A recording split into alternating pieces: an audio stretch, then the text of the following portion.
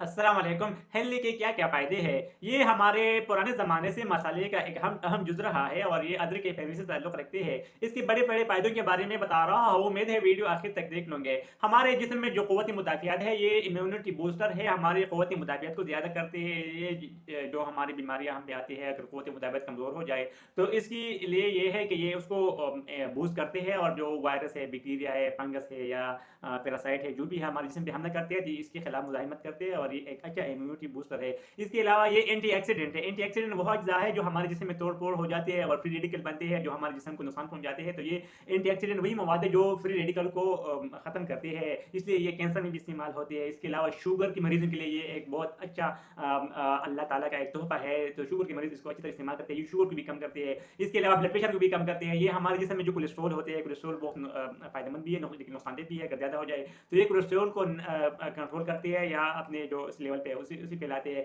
इसके अलावा जो बड़े-बड़े जोड़ हैं जॉइंट है ये इसकी में जो दर्द होती है इसको इसमें ये इस्तेमाल होते हैं और ये हमारे जिस्म की जो दर्द वगैरह होती है इसको भी कम करती है। इसके अलावा ये हमारे जो खून है उसको पतला करती है। तो इसलिए ये सिर्फ़ डेंगू के मरीज़ जो है वो इसको इस्तेमाल ना करें। बाकी ये दिल के जो मरीज़ है या जो बूढ़े लोग हैं या फालिज जिसको खतरा हो तो सारे डॉक्टर उसको जो ब्लड नरम करने की गोलियाँ लिखते हैं जैसे एस्कार्ड है, क्लोपिडोग्रेल है, तो ये भी खून को नरम करने के सबब बन सकती है।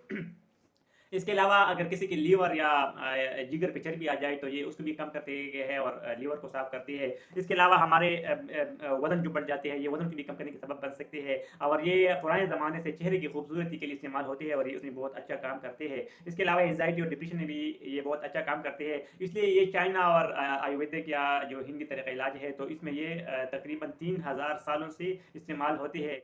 इसके अलावा अगर किसी को एलर्जी हो, तो एलर्जी में भी ये बहुत ज़्यादा फ़ायदा करती है या अगर किसी को अस्थमा या दिमा हो, तो उसको भी ये कम करते हैं और उसमें बहुत ज़्यादा मुफ़ीद है। एलर्जी के बारे में मैंने वीडियो जो बनाई है जिसको स्नीज़िंग होती हो या बार-बार उसको छींक के आती हो, तो उसको ख़त्म करने के लिए नीचे डिस्क्रिप्शन में वीडियो वो भी ज़रूर देख लीजिए। इसके अलावा इसके बहुत ज़्यादा फ़ायदे हैं, लेकिन ये है कि इसका एक ख़ास मकदार इस्तेमाल करनी चाहिए और तकरीबन 150 से 200 मिलीग्राम रोज़ाना इस्तेमाल करनी चाहिए। इससे ज़्यादा हो जाए तो फिर नुकसान भी कर सकती है।